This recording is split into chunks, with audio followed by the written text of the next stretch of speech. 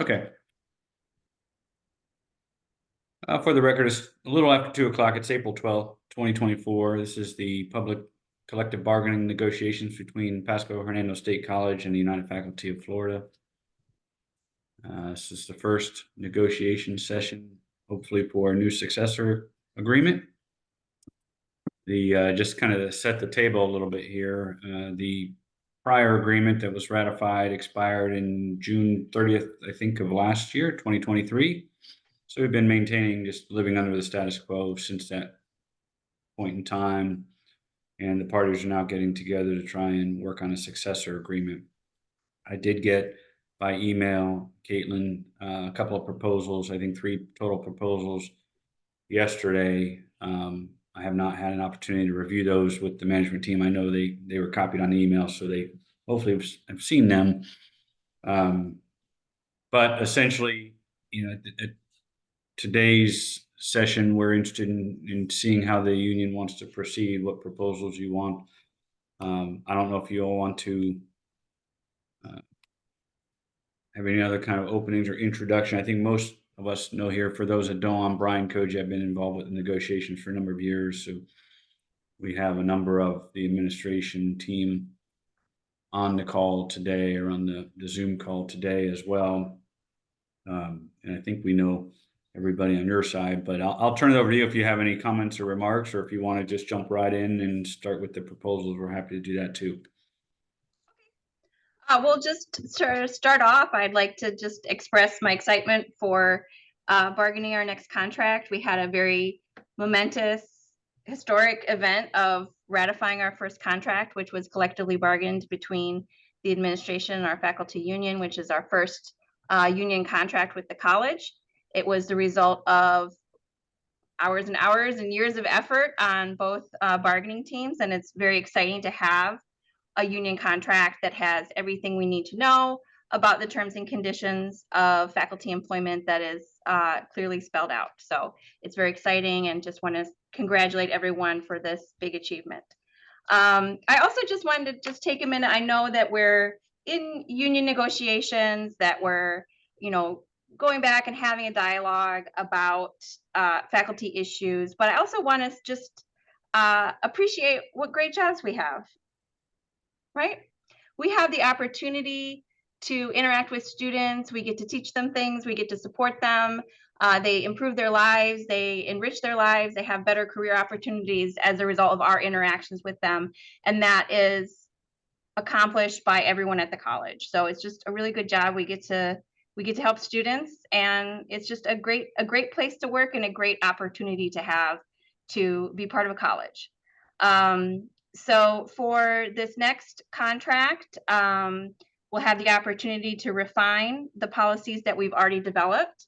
One goal for our union is to incorporate all of the policies into one document, include the forms, so it reduces the amount of confusion between the collective bargaining agreement, the internal management memoranda, and the board rules. So we'd really like to incorporate all of that into one document so there's less confusion. For today's session, we're going to focus on just the compensation issues. We know that you are, the college is in the budget process. So we wanted to have our proposals in a timely manner for the budget planning. In the future, we do plan to have other openers for other articles within the contract, since we are in now full book negotiations, which means we have the collective bargaining agreement in place, but now we can go back and refine some of those policies. We'll have some proposals for improvements, and obviously there'd be dialogue and negotiations for some of the other articles as well. So I'm going to start with the first parts of the compensation, and then I'm going to go through the joint committee report. And for the members of the joint committee, feel free to chime in as we go through it. But the last fall, we negotiated a memorandum of understanding, or an MOU, to have a joint committee between the administration and the faculty, where we looked at compensation issues, and then we prepared a recommendation. And that report we finished recently. And so we'll share that and go through the process that we came to that. And then the proposals that the union is bringing out of that. Any questions? Okay. So I'm going to share my screen for the compensation. Do you see faculty compensation for the 2024 year? Yes. Okay. This, make it bigger-ish.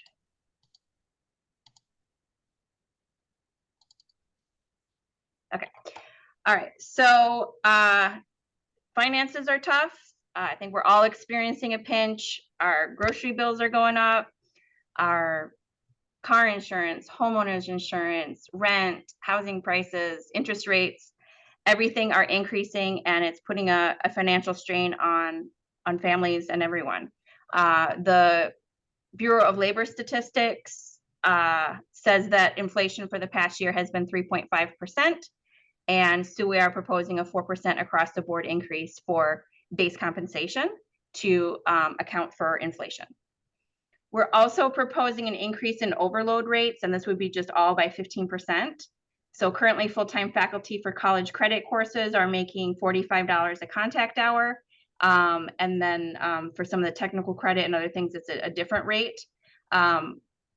HCC, Hillsborough Community College, their overload rate is $76 a contact hour. And St. Pete College is between $41 and $55 a contact hour.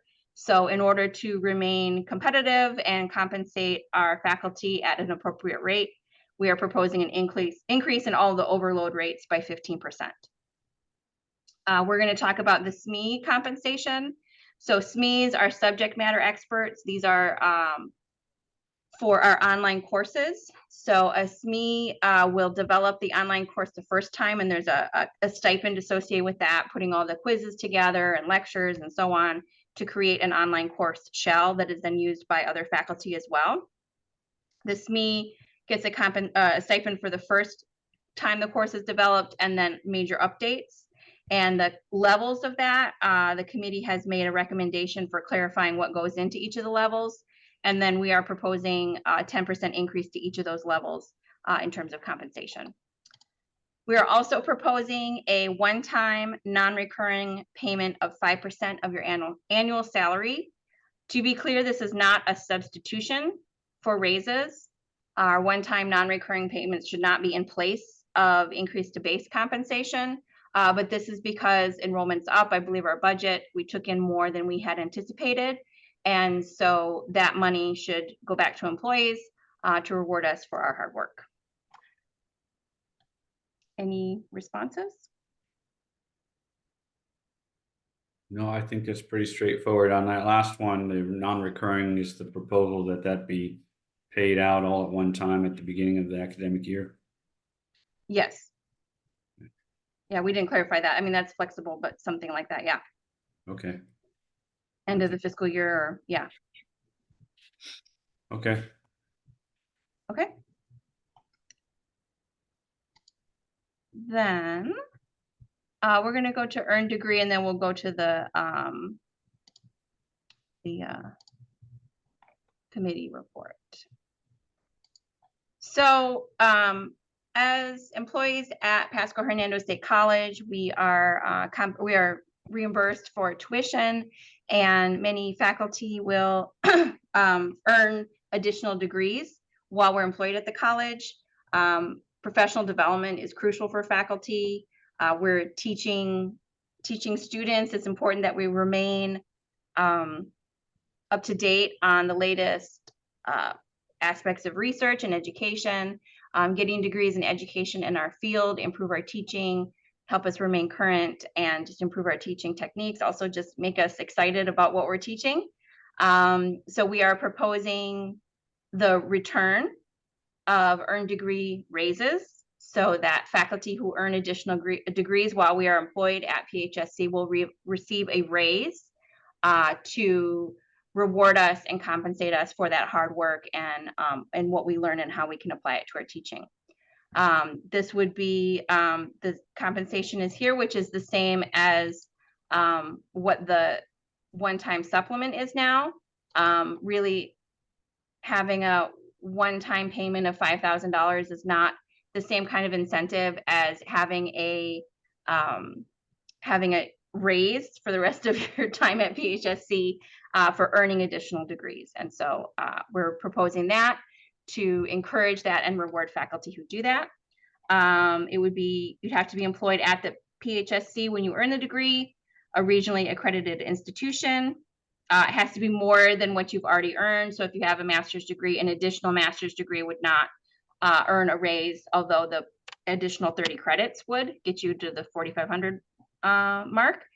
And there'd be official transcripts, and it would be the next year. We're also proposing longevity raises. You know, part of why people stay at an institution or a job is because they feel appreciated.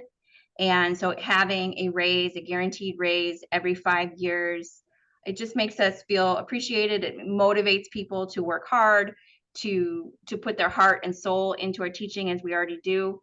So we're proposing this $1,000 to $1,300 increase to your base salary every 5 years of service, 5, 10, and 15.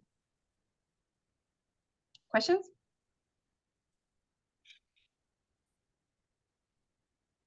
On the, so the earned degree compensation would be added to the base salary, so it would continue into the future. Correct. The proposal. In my recollection, unless I'm confusing y'all with another college, is right now you have different levels that take into account a degree, but is that not made to the base salary? Is that? No, it's not made to the base salary. So that happened before the union formed. It used to be this, that you would get a raise when you earn an additional degree, and then it became a one-time payment. I think if you change in terms of your salary track, if you're below the minimum for having a doctorate, you would get a raise. But it wouldn't be an adjustment moving beyond that.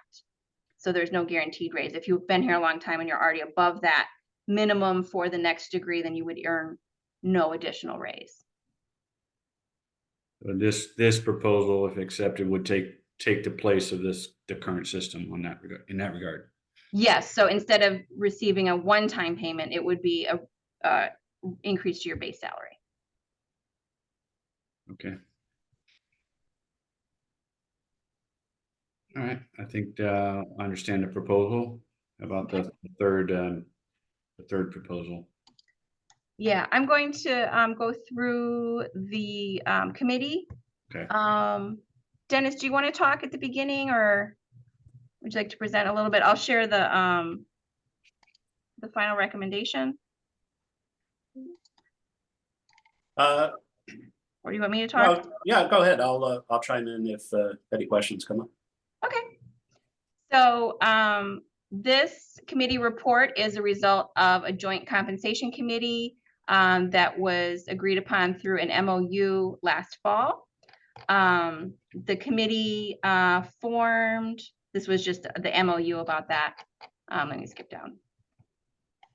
So the purpose of the committee was to review and analyze compensation, load, contract expectations, and other relevant issues. And so we met several times, and then the report was produced last month.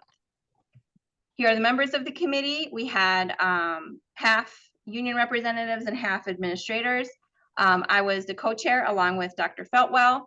We also had Terry Everett from Surgical Technology, Julie Hendrickson from Natural Sciences, Luz Himmelhock from Spanish, Kelly Potts from Nursing, Mike Sturdivant from Mathematics, Stacy Thompson from Chemistry, and Katie Thompson from Nursing. We also had Dr. Billy Gabbard from the Dean of Nursing and Health, Allison Heil. I'm just skipping all the titles. We're just gonna make everybody equal. Workforce Development Dean, Teresa Montañez, HR Director, Brianna Perry, the Dean of E-Learning, Patricia Stewart, Associate Dean of Nursing, and Doreen Thompson, the Dean of Arts and Sciences and Assistant VP, and the titles are all there. So we had also had a subcommittee, which worked on SMEs, the subject matter experts, the people who developed the online courses, and these are listed here. And then there was also a work group among the deans. So we met several times, and we've decided to focus on 4 areas: multipliers for clinicals and labs, which I'll describe, course load calculations, nursing and workforce base salary. That was something we had intended to address, but we ran out of time. And then the SME reviewer compensation.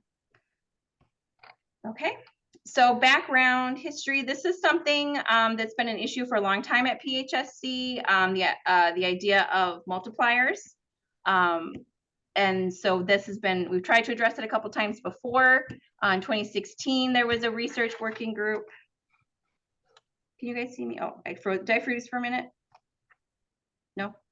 You're good. Okay. And then in 2020, there was also another working group. And now this working group to create the recommendation. So as kind of a background, we have kind of big categories of courses. We'll have the college credit courses, which are towards an associate or bachelor's degree, and then the technical credit hours or clock hour programs. And those are in the different divisions. Arts and sciences, it only has college credit, whereas nursing and health has college credit and technical credit, and same for a workforce. So at different institutions in Florida and outside of Florida, there are different ways of addressing clinicals and labs in terms of compensation for faculty. So a normal lecture class at PHSC, for every hour you're with the students, the students earn a credit hour, and this counts as 1 hour towards your full-time teaching load. For clinicals and laboratories, faculty have a multiplier towards their hours with the students in order to get how much it counts towards lab. This is a practice that happens across the country and across Florida, but it's not consistently applied. Some colleges in Florida do have multipliers and some do not. For PHSC, our collective bargaining agreement refers to the board rule, and it has the multipliers in that. So for the current policy that's in the CBA that references the board rule, clinicals have a multiplier of 0.7875. Science laboratories have a multiplier of 0.75. So for a faculty member, I'll just give you an example of what I teach. I teach a biology lab. I meet with the students 2 instructional hours, but that lab counts towards my load as 1.5 hours. For faculty, the kind of base load is going to be 15 credit hours, which works out for our basic lectures for arts and sciences. So if someone teaches 5 3-credit lectures, they meet with the student 15 hours a week. That's their load. Anything beyond that, they get overload pay. If you teach clinicals and labs, however, you are with the students more hours because of that 0.875 and that 0.75. As a result, or kind of related to that, the board rule lists for college credit a course load of 225 to 400 hours. So if you're teaching 5 3-credit lectures, you meet with the students 15 hours a week. And then because we have 15 weeks in the semester, that's 225 instructional hours for the semester. 15 times 15 is 225. But if you have clinicals or labs as part of your course load, because of those multipliers, you would go beyond 225 to get to your course load. Also, there are some courses, some disciplines where they have 4 or 5 credit classes. So a faculty member may have 4 4-credit lectures. That's 16 hours a week, or 240 for the semester. That 16th credit isn't compensated at all because that beyond 225 is not a separate course enrollment. So you have to have a separate course enrollment to get the overload pay. So that is our current practice. For the technical credit, they also have the multipliers, and their load is 300 to 360. This practice means that faculty are working more hours, contact hours with students. It also increases the administrative work for deans and provosts. They have to do more calculations in order to get the overload pay or just the course load for the student or for the faculty. It can also create issues with faculty reaching their load. They might have to work at 2 different campuses. It also just represents an inequity among different disciplines where some people have many more hours per week with the student. Now, as faculty, we don't get paid for preparation or grading. We're not hourly employees in that sense. So we may have, 15 contact hours and 10 office hours with students, but we are in no way working 25 hours a week. So I do want to emphasize that, we're scheduled for 25 or more hours a week, but that is not what we are working. But when faculty are with students more hours because of clinicals and labs, that takes away from their own time in order to prepare and grade for those contact hours with the student. So do any of the deans or dentists want to talk about that or our discussions? I don't know if the deans want to chime in on any of that. No, I think you summarized things quite well, Caitlin. Agreed. I think you covered it. Okay, so this was a great committee. We were all on the same page where we really felt like the multipliers for clinicals and labs create inequities. It's not good for our faculty. It's not good for the administration. It's not good for the students. And so we unanimously agreed that multipliers should be eliminated. We also wanted to have 225 instructional hours for the semester as a minimum. And this would, instead of having that maximum of 400, this would incorporate both faculty that teach clinicals and labs and instructors that might teach 4 or 5 credit classes like in math or foreign language. They would also get compensated for additional hours. If it's just 225 is the minimum, anything beyond that you get paid at the overload rate for those contact hours or instructional hours. We also wanted as an additional option to reduce the technical credit load from 300 to 225 and the same issue. Now, both of these do result in an increase in overload pay to full-time faculty. We have some calculations of examples of how this would affect different faculty. So there is an increase in the overload budget, and we understand that that is a consideration, but that is our recommendation from the committee as a change to the policy. Another thing is we wanted to make it very clear what the instructional hours are. So the switch to removing multipliers would have every instructional hour the same, but because there's also differences between what the hours with the in-class, like the hours that the student is in class and then the hours that credit hours they earn towards the degree are not always one-to-one. And so to avoid any confusion, we want to have the master course outlines and the course schedule to very clearly list the number of instructional hours. So for instance, a science lab, the student earns 1 credit towards their degree, but they're in class 2 hours a week for instructional hours. So that is the 15 times 2, 30 instructional hours would be listed clearly. And same thing for the clinicals and labs and the health programs. This might be, we don't really know how the transition to Banner will affect this, or we don't really know how that's going to play out, but that is another issue as well. Let's skip to the examples. So that is, sorry if you're getting dizzy. Here is an example. So this is a Spanish faculty's full-time load. So they teach 4 4-credit classes. A 4-credit class would meet 4 contact hours a week times 15 weeks. That would be 60 instructional hours. There's no multiplier currently for that. But because this would add up to 240, but that additional 15 credits is not part, or 15 hours is not part of a separate enrollment, currently this faculty would not get any overload pay.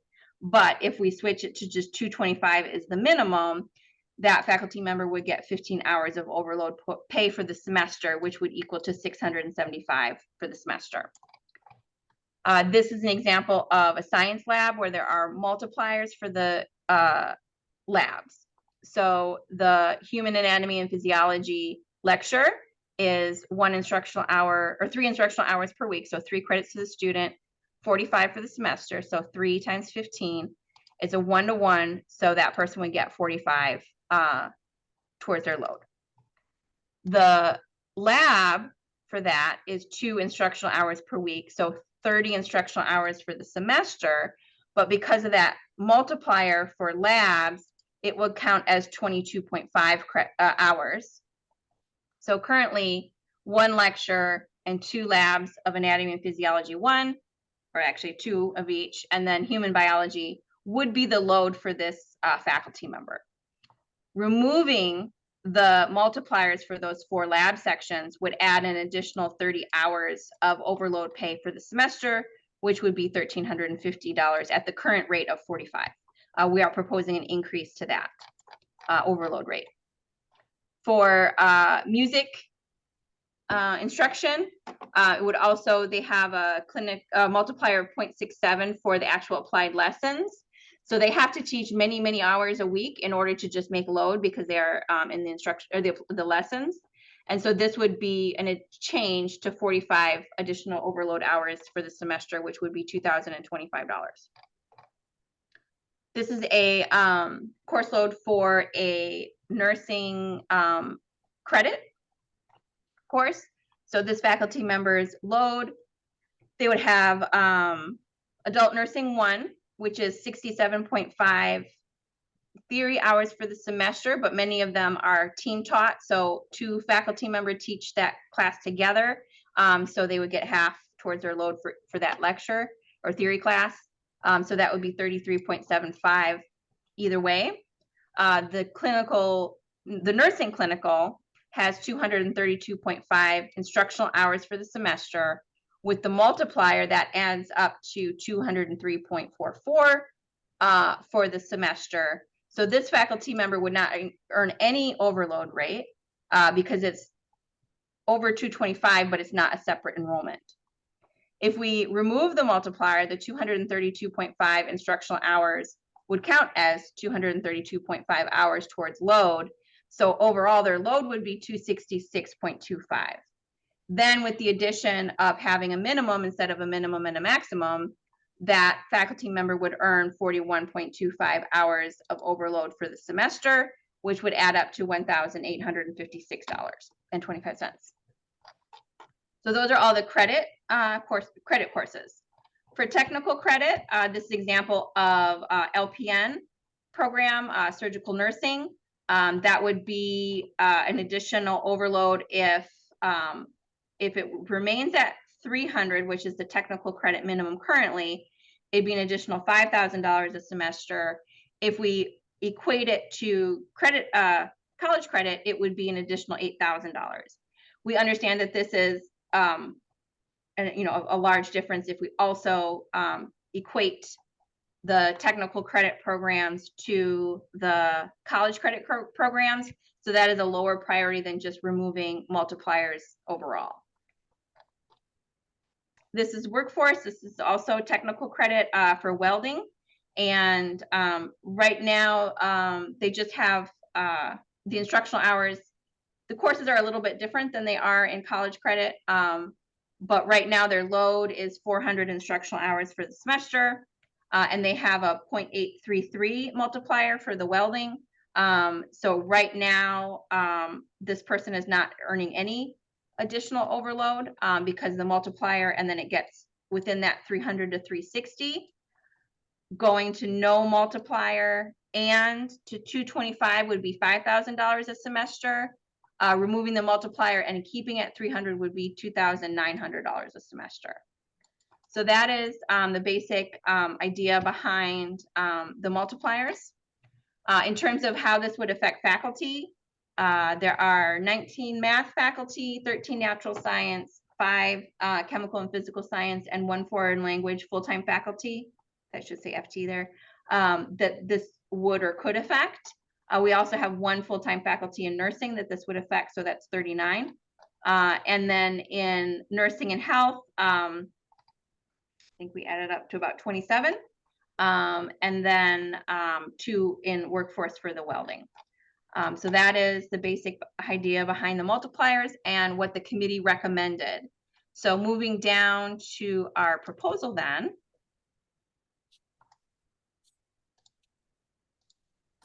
The proposal, oops. Are you seeing the teaching load? Yes. Yes. So that committee made a recommendation, but now this is subject to the collective bargaining process. So the faculty union is proposing this to go into our next collective bargaining agreement. It would be that all instructional hours are equivalent. The instructional hours will be posted, and then the load for college credit courses would be 225. Any additional hours would be overloaded at the college credit in compensation for overload rate. And then for technical credit would be 225. And then the overload would be the technical credit rate. One difference between what was in the recommendation is I took out guidelines because it's not a guideline. So that's the proposal. Questions about that? No questions on my end. Okay. Any input from anyone from the committee?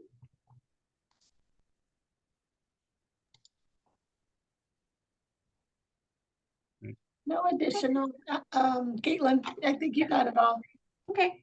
And I did want to say it was really great to work with everyone and have a cooperative tone when we came together to talk about how we can make an equitable workload for faculty. And there was a lot of work put into this this report. Dennis and I went back and forth, and there was a lot of input from the other members of the committee, and I'm really proud of our work and really want to give everyone a shout out for their hard work on this committee. There's a chat. Oh, thanks. Yes, as far as I can remember, this is the first time a committee like ours has brought forth any sort of proposal and recommendation. So very Yes. good effort. Yeah, so the previous committee was kind of interrupted by COVID. So this was really great that we came together and came up with a product and we were all on the same page. And so, yay. So then going to the SMEs, let's find that.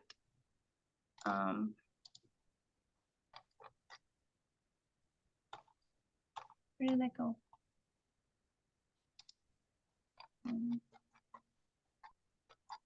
Okay, so the SME had a separate working group that came up with, this part of the working group was to have clarifications of the levels. So there's different tiers and levels for the overload compensation. And this committee consisted of Brianna Perry and several faculty members who are active in course development. Is Brianna here? Oh. Is anyone from the SME committee here that want to talk? Because I'm not really familiar with online course development, so it might be helpful if someone else presented it.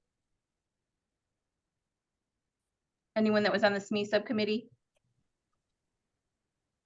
I don't see anyone present here who was on it of the Okay. on the faculty side. Yeah. Okay. I'm honestly not super familiar with the differences between it. It's just basically it was a clarification and a simplification. And then the union would be proposing to increase the compensation for each of those levels by 15%. So let me go back to that. So or 10%, is that what it was, 10%, right? Yeah, 10%. So the current, I'll go to the big one. Level 5 is when the SME replaces, it's just a major overload. That would be $1,650, so it would add $165. So each of these levels would be increased by 10%. And Julie said in the chat that she appreciates the collaboration and sense of supporting all together in the committee.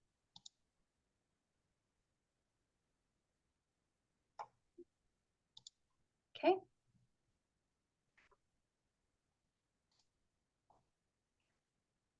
So we did the overall compensation.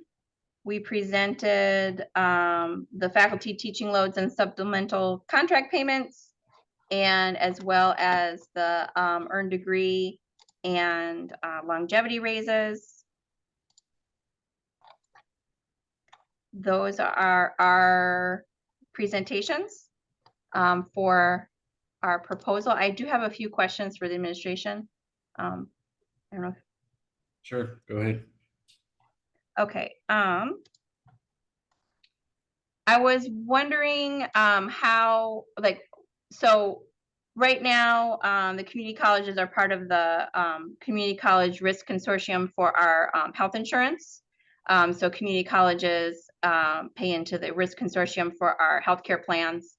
And I know there was this change in the state law that allows community colleges to join the state health insurance group.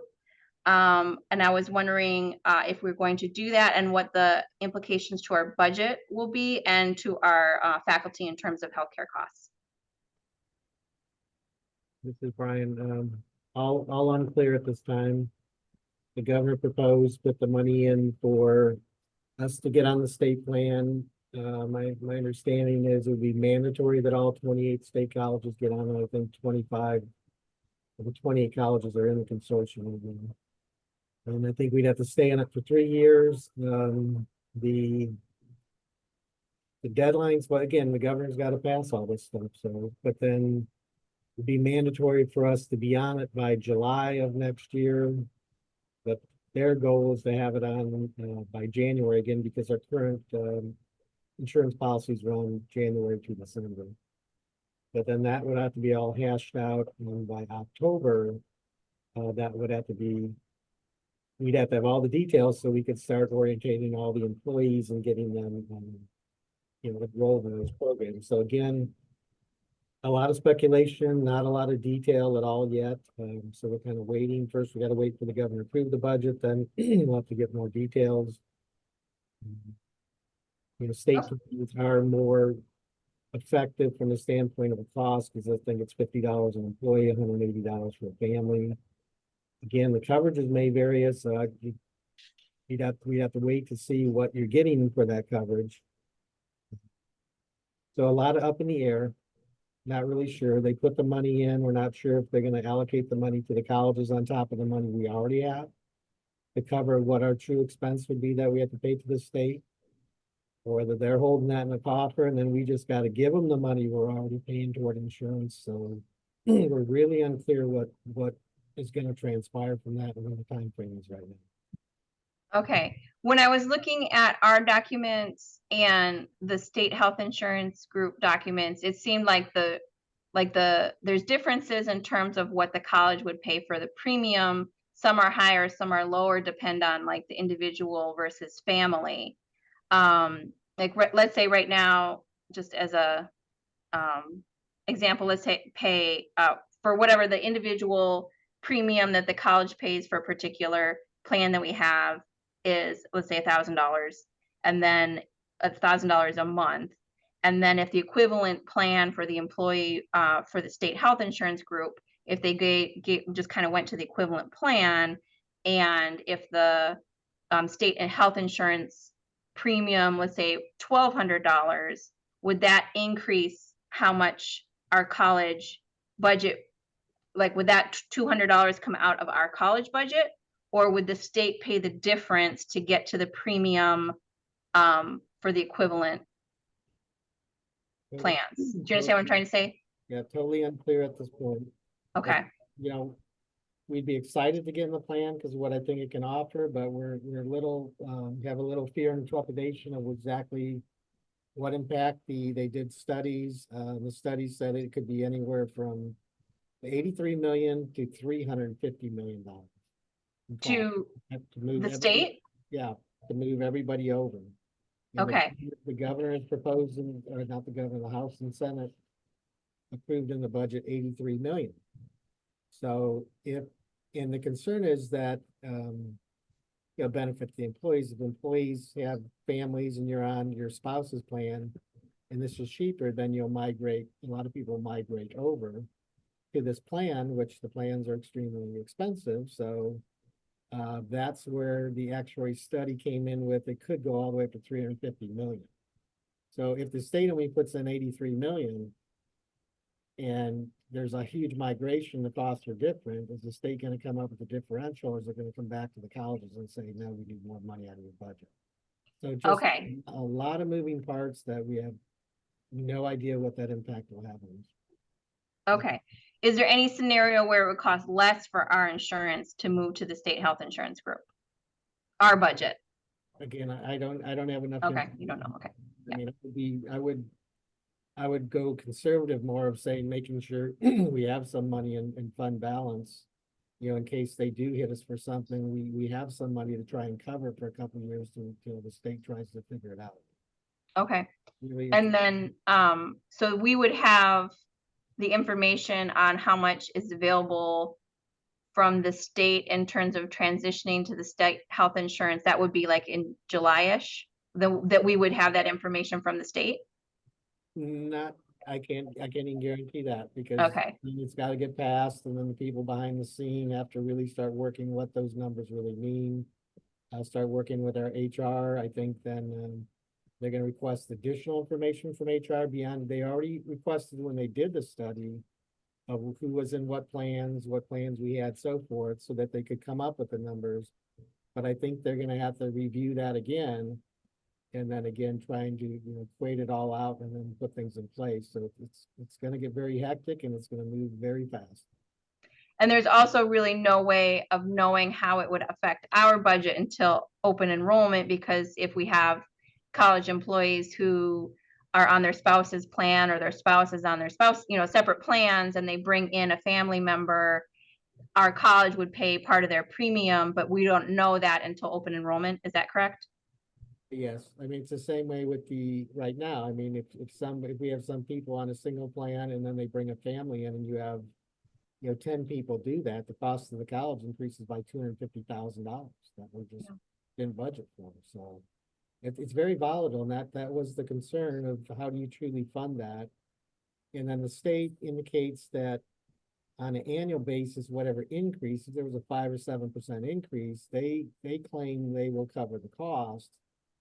And the cost of the employees, the deductible will always stay the same.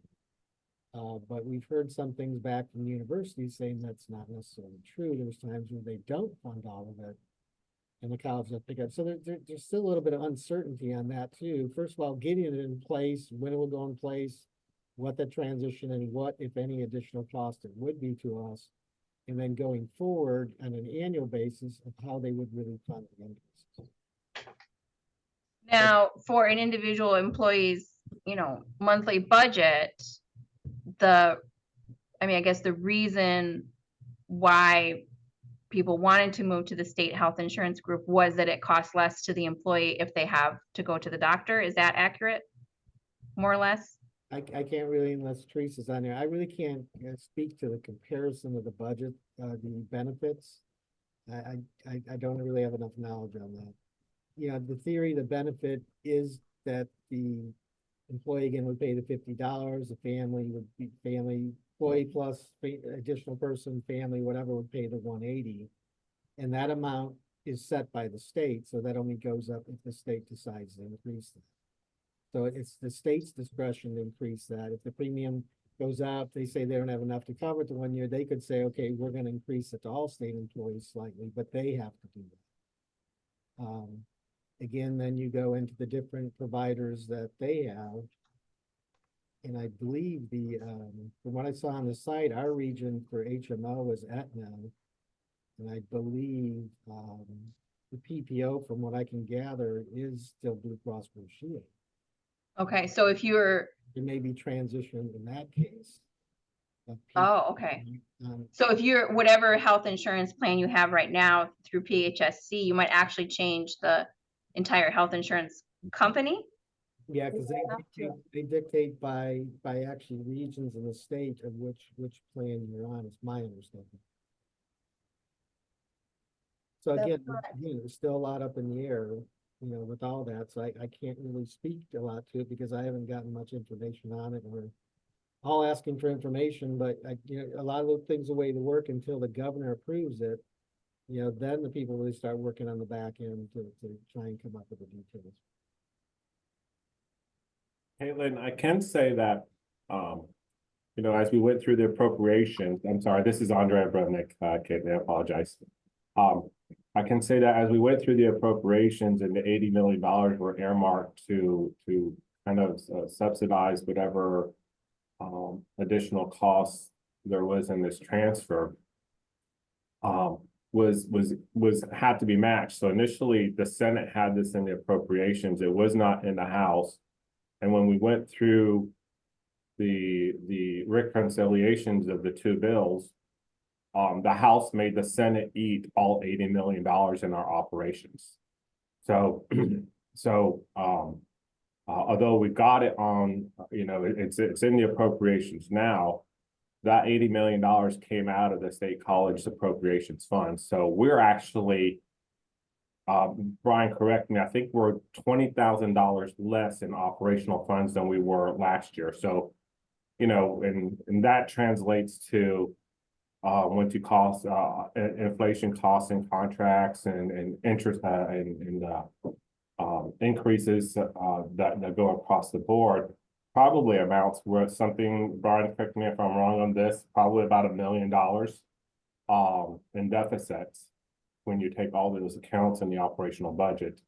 So that's another concern. Then the other concern is that the $80 million, that's a set appropriated amount. So if the costs as we go in, we're even off by 1% or 2% in the calculations of costs, the question becomes, does the college have to eat that cost until we go to the new appropriations? So it creates an interesting dynamics. There's just a lot of uncertainty. Right before I was late on this call, because I was meeting with Florida Blue, and they're uncertain too.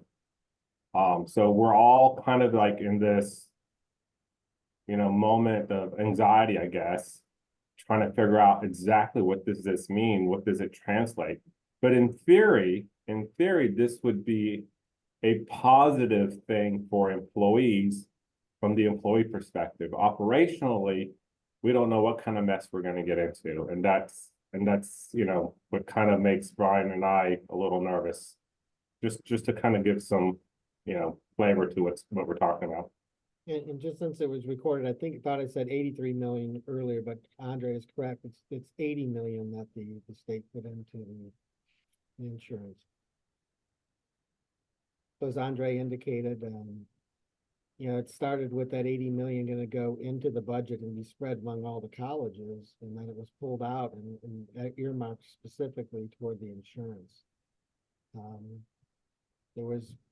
The budget last year was 1,732,000. This year is 1,733,000 so for all 28 colleges, there was only $1.1 million more allocated in operating expense. And our operating expense, money the state gives us to operate, was actually reduced by about $29,000 or so. So we got really no new money. How is enrollment income or enrollment revenue changed between last year and this year, and what is the projected change or just the amount of additional revenue that we got through enrollment? The revenue for fee paying revenue through through spring was around 700,000. And again, I'm still waiting for all the final adjunct overload costs Because if those costs increase, the budget increases, then a portion of that money I have to kind of earmark toward that to cover the increase in that cost. With Banner right now, I'm struggling on getting the numbers out there. So in a couple of weeks, when we get to the last payment and the term, I'll have the real numbers. And then there's summer courses. Does that go, which fiscal year does like the summer enrollment go into? It'll go in this year, and This even year, if we're up slightly summer because of the low volume, it doesn't really usually have much of an impact up or down, so it's not huge. We had a chat that we're having trouble hearing you, Brian. All right, sorry, yeah, the summer would go in the current year, but, usually summer, whether it's up or down slightly, even 5 or 6%, really usually isn't a large amount because of the low volume. Okay.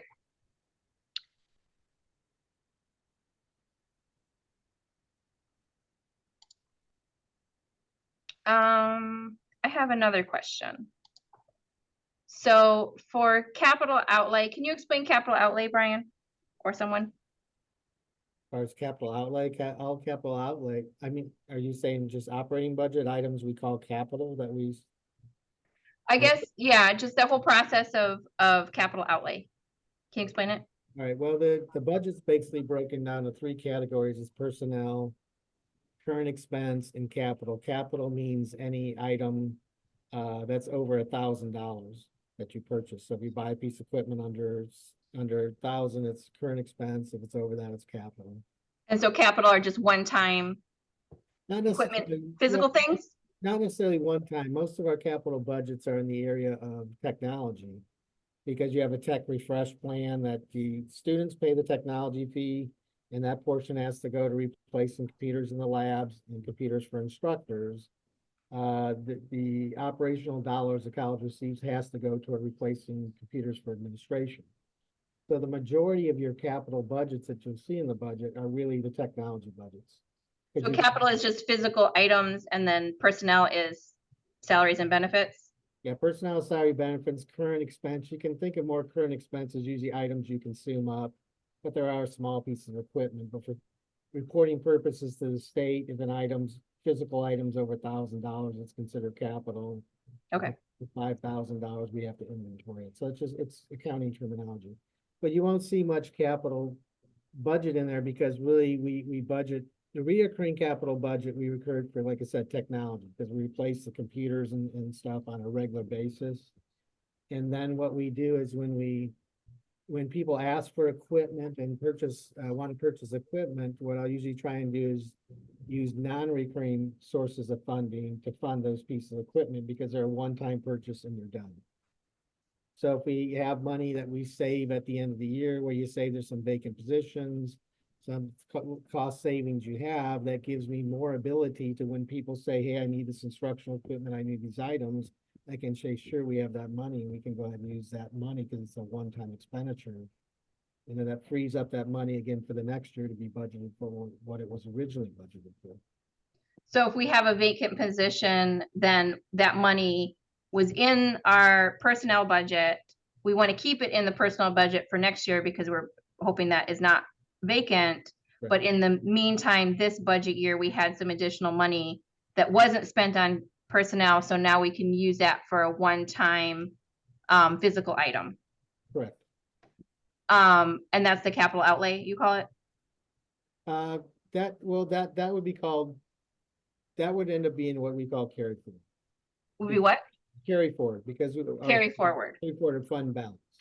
Okay, We build an operational budget based on the money that we get in for the fiscal year. Within that, we'll build some contingencies. So everything's basically budgeted out, but a small amount says contingency for things that might come up or things we're holding for that we know the next year we're gonna need as reoccurring expenditures. So any of that money, when you take all the revenue that comes in minus all the expense, whatever comes in, that's your extra, what would be called fund balance. So that's your savings from one-time transactions, reoccurring one-time transactions. And that money goes into a fund balance. It's like a savings account. Mhm. So then, you don't want to budget that for personnel the next year and do that. You want to just budget the reoccurring money. But if you have things come up that are one-time things, one-time trainings, one-time equipment, then you can always go and hit that fund balance excess money to try and do that because you're not jeopardizing operations by trying to fund something, a position by non-recurring money. Now, if we have, what is our fund balance in dollar amounts and percent of budget? Let's pull it up. We were at, I think 17% last year. We're ranging a little bit, projected a little bit higher than that for year end. Again, a So- little, that included in there to keep the fund balance a little higher is the concern with, as Andre talked about, the insurance, and if they were to come back to us to pay additional. Another concern always is with all the hurricanes, even though we have property insurance through the consortium, with all the hurricanes that come up, if you have damage to something, you put the money up yourself first. The consortium will help you to a certain level, but then you have to incur the expenses yourself before you try and get reimbursement from the federal government. So you want to make sure you have some money on hand. Another And what would happen if we had a hurricane and we didn't have enough money to cover it, even if like in the meantime, if we were gonna get paid back for it? I would have to figure out from the state how to borrow money from banks and pay loans to borrow money. Okay, you'd have to borrow money. Okay. And then, what was the dollar amount that our fund balance increased this fiscal year? Give me a second.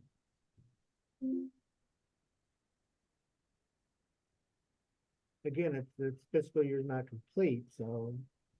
Minimum, Okay. I guess. Is this on the intranet and finances? That's in the board report. The board report. The board report, okay. There's a summary. And it shows the revenue and expenses projection at the bottom. The college is required to maintain a minimum 5% fund balance. It shows that line. It shows the additional amount we're over, the dollar amount, the percentage. Then it has a separate line for technology fee. Again, because the students take technology fee for technology related items, I have to reserve it up if I don't spend it. So what we usually do is we reserve it up and then we put it in a fund so we can accumulate when we have larger projects that we have to do related to technology. We can also fund those without having to come back to the college. And you could find the board report in our cabinet Yes. The board reports, under DBOT minutes or agendas. agenda. And then, I didn't see the one for, It'll be under the finance section. I just see the February one. I don't see the March one in our intranet, Yes. the February one in the intranet. No, there was no March board meeting. Okay, So there'll be the April one will be coming out. We submitted that to Autumn. Autumn will be putting that together, so that'll be coming out. Like I said, we're at projected 18.9%. 5% is mandatory, which is 4.2 million. Excess is 13.86%, which is 11.71. Again, we use that too because we use a formula to justify that. We have to do a spend down plan to the state every year, justifying why we're over that limit. And we use the Government Accounting Standard Board's analysis that you should have 60 days cash on hand. Majority of that 11 million is really 60 days cash on hand. So if the state slowed down their payments to us or did not pay us, if you were at 5%, you couldn't even make it 30 days and you'd be basically out of money. okay, and then, where are we in the budget preparation process right now?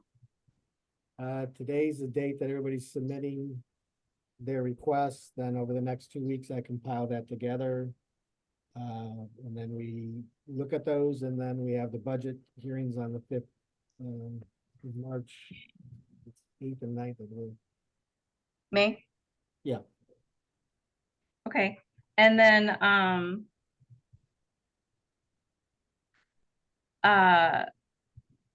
how do we get, like, when is this, spending plan for spending down that money submitted to the state, and do we have access to that? Yeah, that's also in the board agenda. That goes in August. In the August board meeting, there's the annual financial statement we have to submit and the spend down plan. that goes to them at that time that they have to approve. Okay. I don't think I have it posted on the website, but it is in the board packet. Okay. And then for the spend down plan and let me back up. For the like large equipment purchases, Mhm. how is that spending decided? That's all through the budget hearings. People present their information for all the equipment requests, the current expense, the personnel, all the requests go through, submitted to their budget supervisor, to the deans, their VPs, and then each individual presents that to the budget committee. And then those are evaluated, prioritized, and then, attempted to be funded. I think if you look at probably good history of the last so many years, we've pretty much funded almost every piece of equipment people have asked for. So we've done a good job at, I think, doing that.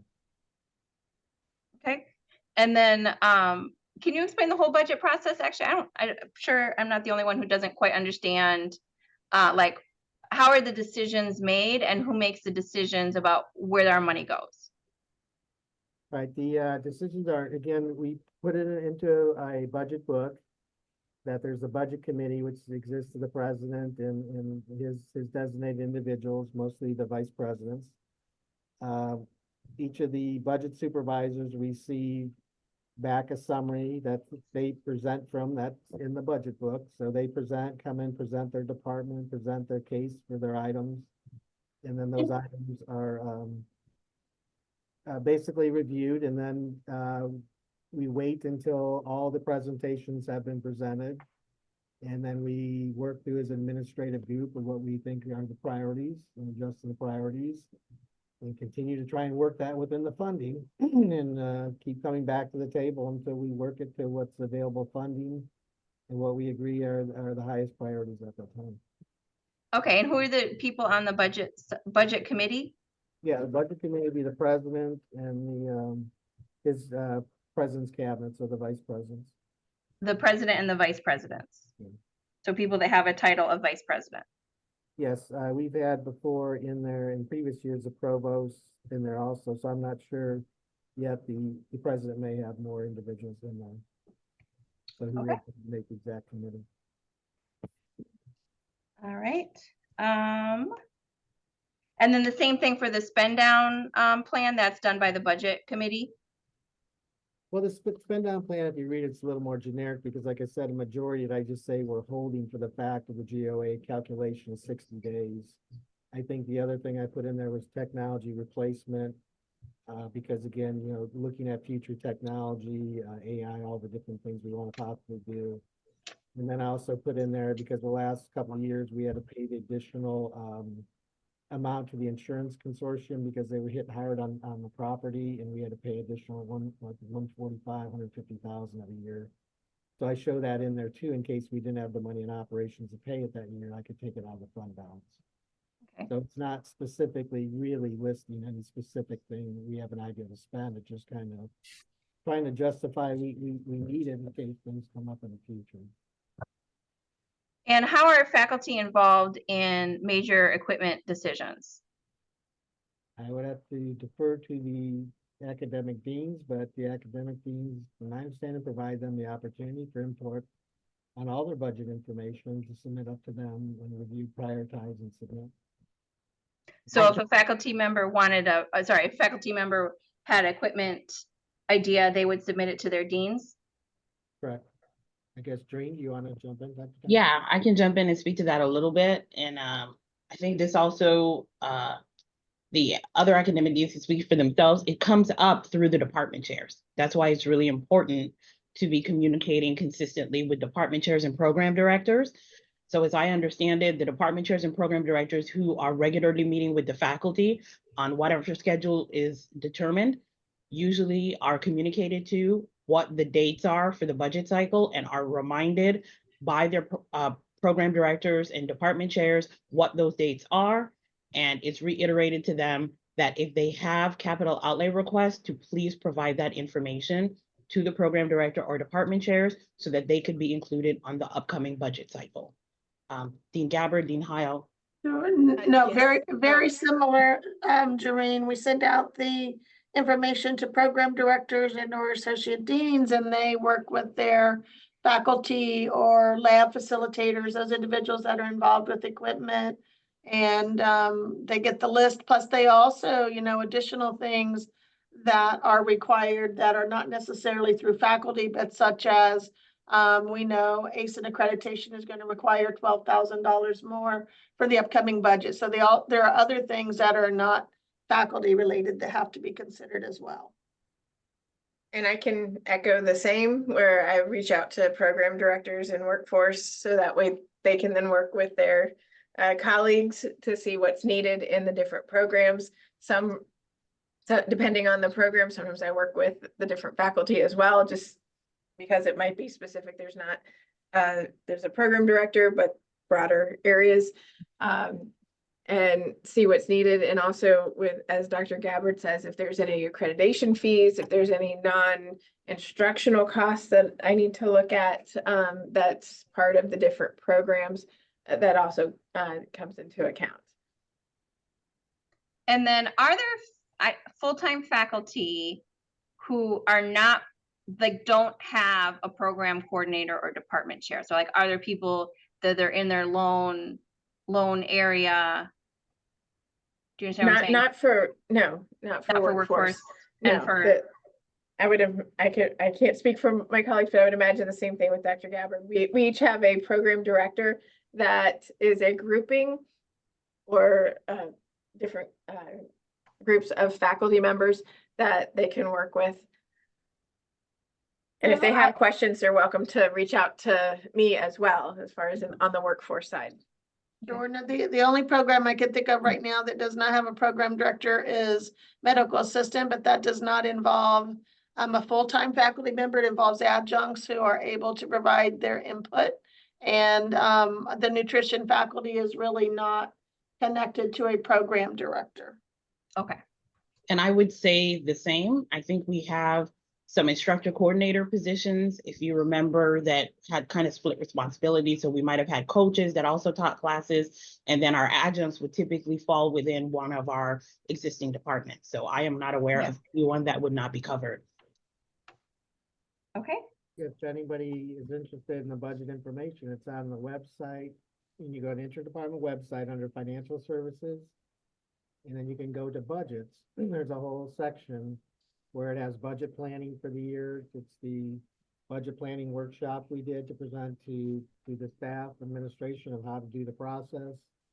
It's the budget timelines. We will also have in there, it's got the actual Zoom recording of that meeting. And then we'll have, again, the final summaries that we do. Once the budget's approved, we do the final summary to the board.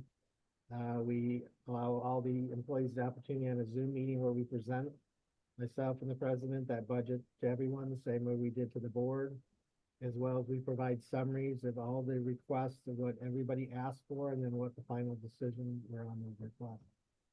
Great. So for faculty or anyone who's wondering, if you go to your intranet, finance and operations. Yeah, financial departments.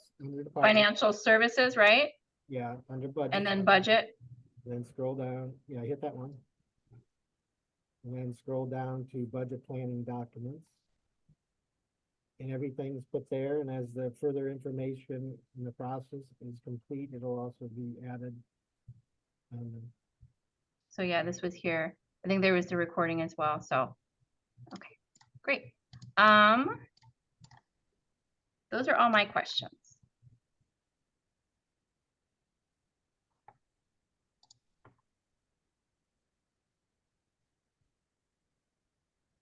All right, well, if there is nothing else from the union side, obviously, we can tell from the discussion, we're in the beginning stages of the budget process. We have not yet had a chance to review all the proposals.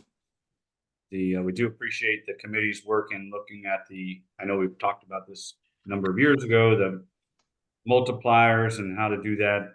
Obviously, there's price tags and whatnot that come with all of that. So all of that's part of the same equation in the budget and whatnot. So we will take a look at that. I'm not sure, we don't have anything proposed today to the union. What I'm thinking is maybe take a brief caucus on our side so we can kind of put our heads together, see if there's anything else that needs to be handled today. If not, we can look at scheduling a follow-up session that makes sense within the context of the budget timeline. How does that sound? Sounds good. And then after caucus, I don't know if you've already discussed this, but like, is there a general plan from the administration in terms of articles or also the length of the contract? I know our previous contract was a 3-year contract. Just wondering what the administration is thinking in terms of our next contract cycle. Yeah, we did have some brief discussion on that. I think the hope is that we do have another 3-year contract, or maybe some reopeners that the parties can agree to on some of the things like wages. What we're doing now behind the scenes, since we received the union's request to initiate bargaining, is to have administration, various members of administration kind of going through the existing contract, particularly since it was negotiated some time ago, and even some of the, as you all know, some of the tentative agreements date back into 2019 and whatnot, to make sure that what we have is workable, where we need to tweak things. And so we're compiling that. I'm sure we'll have some proposals. Thus far, we're at the very early stages of it, and I don't know that there'll be anything dramatic in that regard, but I imagine union's going to have some in that as well. So, but I think given the budget cycle, whatnot, looking at the fiscal part of it is obviously the big ticket item. The rest of it, I would imagine will fall into place. And but we don't have that today, but we are starting that process and should have that. Okay, and then I was wondering if the administration had a response to the suggestion that we have a training so that all the administrators and the faculty understand what's in the collective bargaining agreement and what it means to have a union contract for faculty. Yeah, we're not agreeable to having a joint training. I think where we're landing on that right now, and I think maybe as we go through negotiations, to have some sort of statement put out, or once we have some put together. Certainly if the union has issues where, and obviously we only have one contract, so we recognize we're at the beginning of this relationship, even though it's been ongoing for a number of years.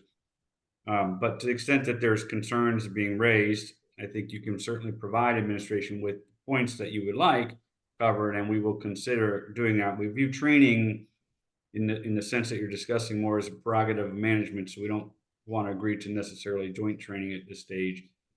But I think we're on the same page in wanting everybody to understand how things work. Just a matter of how we get that done. And then what about addressing the issues with board rules and IMMs being posted that contain terms and conditions of faculty employment?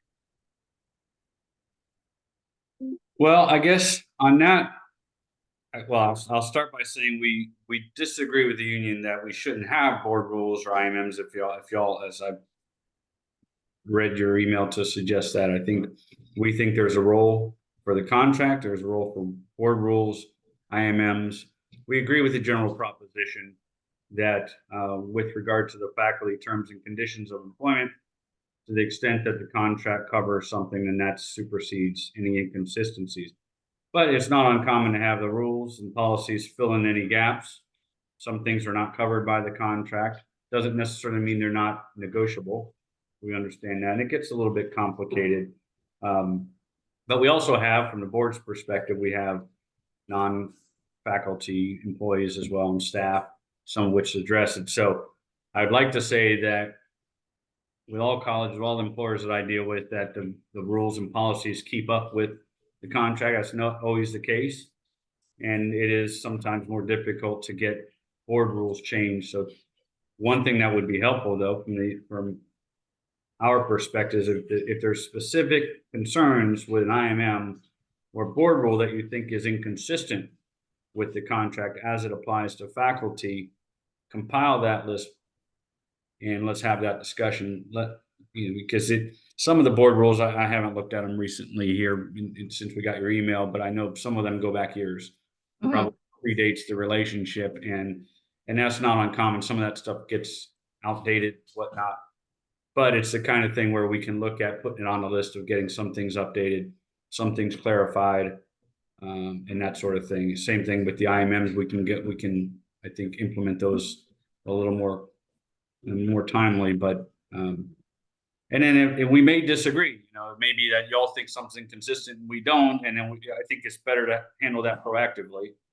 Raise it, let's discuss it, get each other's, you know, point of view, and then if it needs to be changed, we can change. If we need, right now, we have the unique ability to address it in the contract too. So if there are things that got to get changed on the board rule or IMM, that's one thing, but there may be things that need to be clarified in the contract that aren't all even that controversial, but we want to head off disputes. But I think we're on the page on that. Now what about in the IMMs? Just a simple fix would be, in the IMM that's on the intranet, have a beginning statement, you know, refer to the collective bargaining agreement, and any discrepancies, the collective bargaining agreement is the policy that we wouldn't have to even go through anything line by line. So just also direct people to the CBA. The IMM could state on the intranet, people are used to looking, oh, what's the IMM? They go to the IMM, and then the IMM would contain at the top that this is a mandatory subject of bargaining or something. This is covered under the collective bargaining agreement.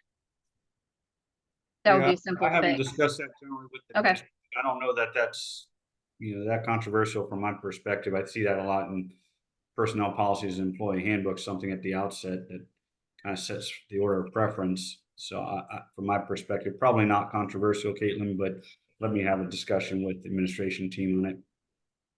Great. All right, so right now it's 3:20. I don't think we'll need much time, but why don't we take a 10-minute caucus, come back here at 3:30, and then we'll advise if there's anything further to discuss today, or if not, then we can look at potential dates for another session. Okay. Let me put the caucus room for faculty in the chat.